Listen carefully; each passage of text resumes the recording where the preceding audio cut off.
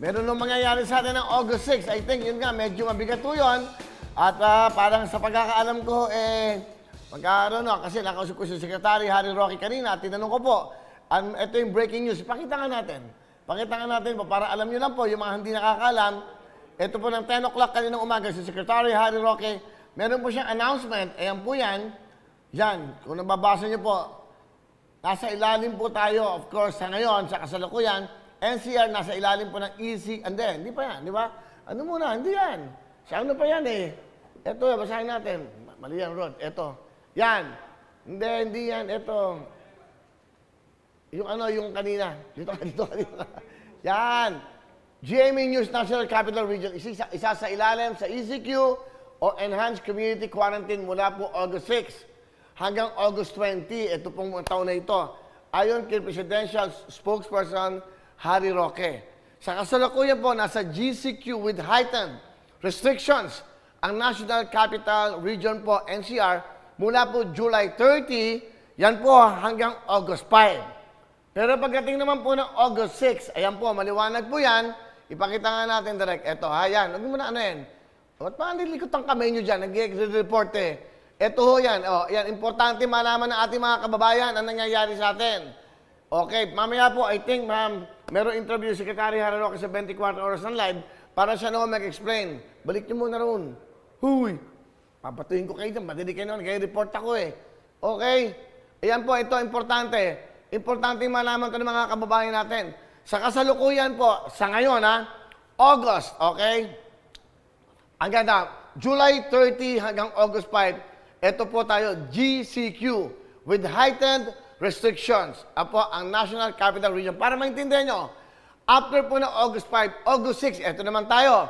GMA News po ito, National Capital Region, isa sa ilalim sa ECQ o Enhanced Community Quarantine mula August 6 hanggang August 20, 2021. Ayon po yan, of course, napakabait natin pong spokesperson.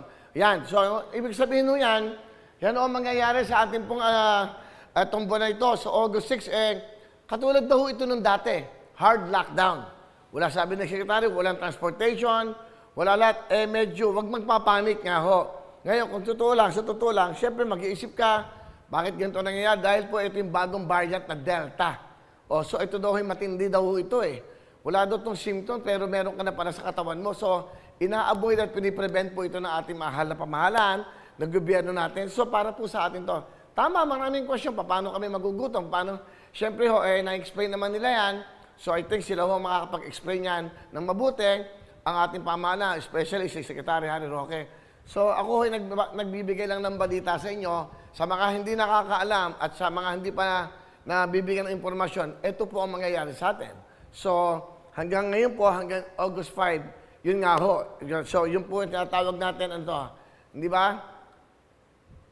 Easy ko yun eh. Hindi yan. So, August 6 pa. Ngayon nga, sabi ko ngayon, July 30, hanggang August 5, di ba? So, medyo iba yan. So, may restriction na po. So, August 6 naman, ECQ. Para maintindihan natin mga kababayan, ECQ, yung nagsimula tayo noong March. Yung po yung enhanced, di ba? Enhanced Community Quarantine.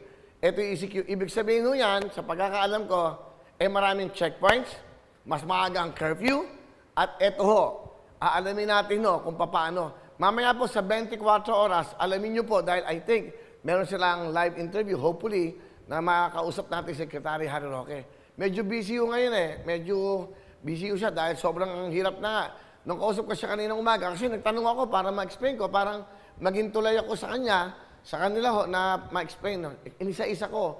So medyo wala daw transportation. Sila na ho mag-explain yan. Yun ang pagkaalam ko. Ngayon, paano yung dati? Paano yung mag-second vaccine? Yung magpapabakuna? Yun naman gusto kong tanong sana kung pwede siya makausap. Paano naka-line up yung ating mga lolo, lola na magpapabakuna ng pangalawa? 2 weeks po ito I think almost August 6 hanggang August 20. So, mabigat. So, dapat ma-explain nilang mabuti yan. Mamaya, sana sa 24 oras po mamaya. Abangan nyo pang 24 oras, nandiyan po lahat ang balita mamaya. Kaya, wala tayong magagawa. Kailangan natin sumunod para po sa atin to, para na hindi na kumalat o lumaganap tong variant to tong Delta kung tawagin. Ingatan po natin ang ating buhay. ingatan natin to dahil masarap mabuhay sa mundo, lalong kasama mo mga mahal mo sa buhay. Yun po yung pinaka-importante, kaya makinig ho tayo. Mamaya...